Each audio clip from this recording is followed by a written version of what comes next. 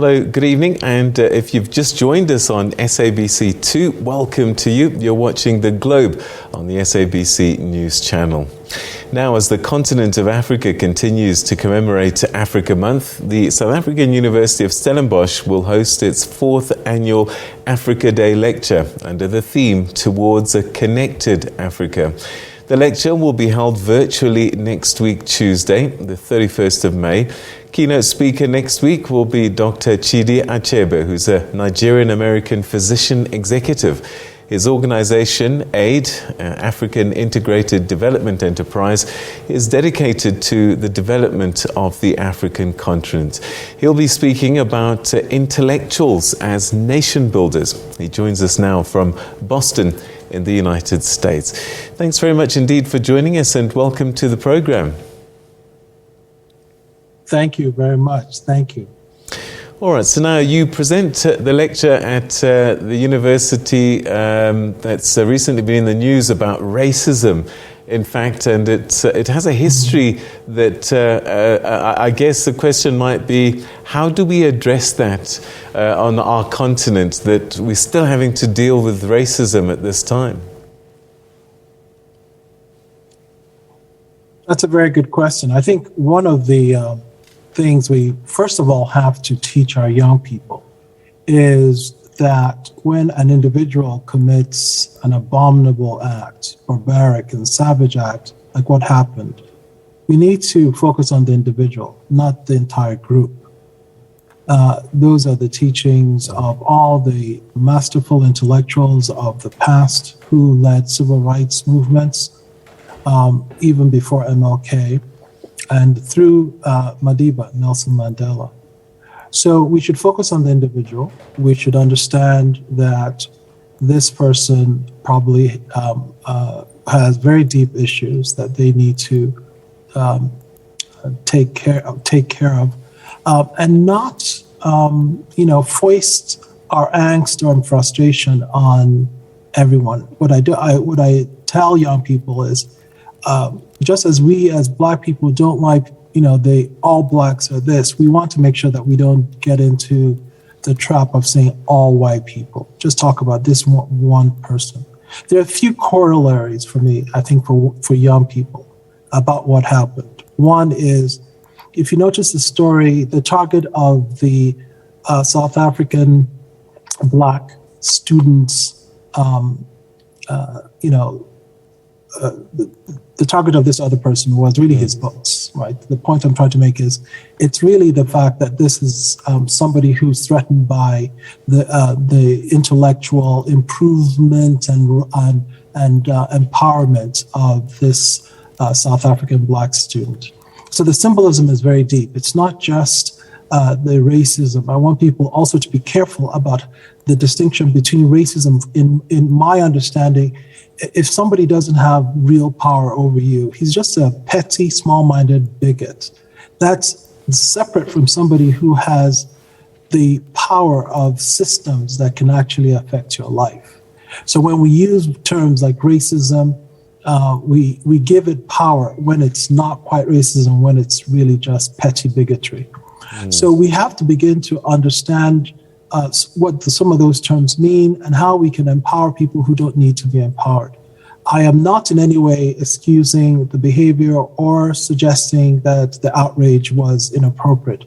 What I'm also trying to suggest is that for the young people, having demonstrated their frustration, to spend some time thinking through, what does this mean? What this means is that if you really want some sort of revenge, Americans say the best revenge is success, right?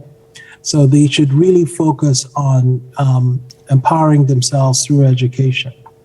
Most groups throughout the world who have emerged, whether from underdevelopment to development, have gone through the route of education.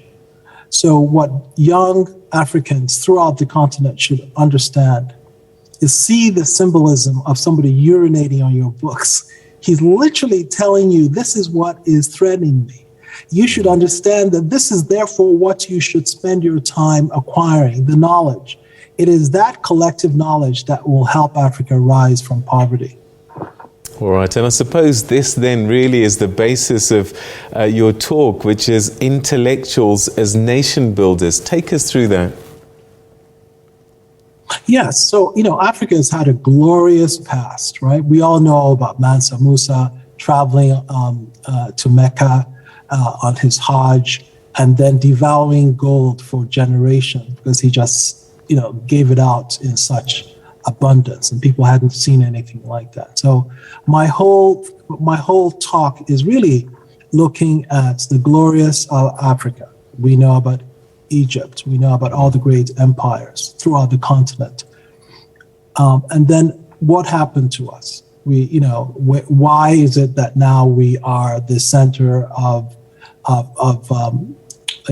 poor governance, of corruption, of mediocrity? And how do we get out of this? And the youth, again, I spend some time talking about the youth. I talk about the role of the intellectual. I talk about how many advanced nations, not all, but many advanced nations actually got where they did by foisting upon the nation great intellectual ideas, right?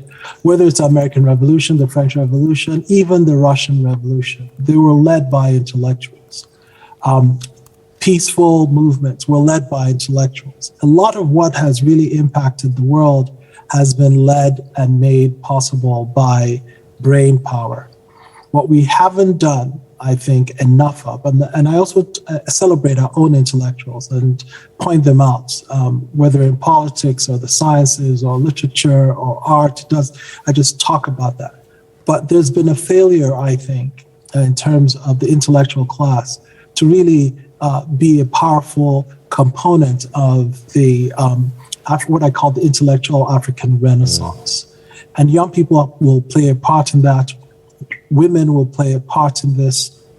Universities, the press will play a telecommunication revolution. So I kind of spend time painting this tapestry where people understand how great Africa was once and how we can be great, even greater again, and that we require the active involvement of all these groups, but also at the center should be intellectuals. Dr. Achebe, I hear what you're saying, and on the face of it, it sounds great. But here you are sitting in Boston and having to build the continent all the way from Boston. We have Africans all over the world running organizations, running hospitals, doing amazing things in other parts of the world. And most of them will tell you that they'd love to be doing it back home, but for one reason or another, they can't, they're being blocked, they're not allowed. Here in South Africa, we even have a term called clever blacks, which is quite derogatory. And I just wonder, how do we get over that? And how do we get out of our own way? Yes. Well, what you're talking about is a combination of anti-intellectualism, which is not new to Africa or unique. It's also here in America. We know that it's in the West. And how you get over this is to have groups, not just individuals, but groups of intellectuals participating in politics. People will always have that, dismissive, brainy, intellectual. I remember when Obama was president, they were saying he was professorial. That didn't stop him from doing what he needed to do. His cabinet had Nobel laureates. It had NIH. The NIH president head was a Nobel laureate. He had another one in another department.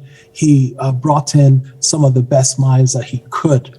The point I'm making is you shouldn't be dissuaded. Yes, we're abroad. I think we're going to be. We have to come to the realization that the world is shrinking. It's now a global village.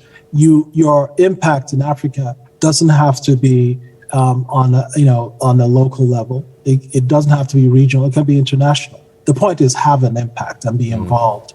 So, I think for me, I don't want, and this is also part of my talk, is I don't want the despair to sink in and have intellectual, because that's what the other groups want you to do, is not to participate. I remember a trip, because my late father was a very political person. And so I think I just had the privilege of being around there. And I remember somebody telling him, politics is not for intellectuals. And his response was, politics belongs to no one, but to all of us. And so the point is to tell young people, if you don't get involved, if you don't improve your minds, you cannot take your continent where it needs to be. So intellectuals have to be part of this. Local, regional, national, international. All of us need to be part of this struggle to lift Africa from where it is. And we need to fight the despair. We need the apathy, and not to listen to people who are going to dismiss you. Of course, they're going to say you're, some brainiacs trying to take things over, right? So I think that doesn't mean anything to us really in terms of substantive change. So how do we become the great civilizations that we were in the past? I remember one of my trips to Egypt, and I was at the pyramids and I was looking at them, and I looked at the engineering of this, and I was blown away. And then I turned around to look towards Cairo, and it was quite symbolic for me, and I just couldn't understand how a society that built these pyramids could have let their city become what it's become over time. How did we lose this, and how do we get great again? Yeah, I think that there are components of every great civilization goes through cycles. And in the downward spiral, you begin to see evidence of decadence and anti-intellectual, rhetoric. People begin to attack those with ideas. And so the great civilizations, and one after the other, not just in Africa, went through a period of great struggle. The zenith is always a period of great intellectual renaissance, and then there's a slow decline. And I think that for Africa, one of the paths forward is, again, to understand those cycles of great civilizations and what needs to be done in terms of ingredients to rebuild our continent. I'd like to talk about, in my lecture, and I'll talk again about Singapore. And Singapore in the 50s was a backwater island that, in terms of poverty indices, was even ranked lower than a number of African countries. And the founding, Prime Minister and his cabinet brought together an amazing group of intellectuals. Really, I mean, there's a fantastic example of this very concept of intellectuals as nation builders at work. And within a couple of decades, not only had Singapore emerged from underdevelopment, but she joined the first world. And one of the cabinet members was asked, so what is the ingredient for your success? And he said 3 words, MPH. And I'm going to talk about that in my lecture. M for merit, in other words, have a system and a country that celebrates excellence and merit, and find a way to eliminate as much as you can mediocrity and the cult of mediocrity that runs things, right? So M, he says, is for merit. P is pragmatism. So spending time on issues like ethnic, differences and religious differences is just a distraction and really is a recipe for disaster. So find a way to nullify those forces that want to divide us. And H for honesty means anti-corruption. So put in place laws and that make it very, very difficult for one to steal from the government or for grafts to thrive. And if you have those 3 ingredients in place, a lot of the people's ingenuity will come to the fore, and we'll begin to see the evidence of this great African resurgence that I foresee can happen again. Dr. Chidi Achebe, unfortunately we've run out of time, but we are looking forward with great anticipation to your lecture next week. Thank you so much for giving us a little bit of a foretaste of what we might expect. Thank you so much for joining us tonight. Thank you. It was a great pleasure, as always. Thank you. Thank you very much, Asante. That's Dr. Chidi Achebe, who's a Nigerian-American physician executive who will be presenting next week's Stellenbosch University, the 4th Annual Africa Day Lecture. And his theme is Intellectuals as Nation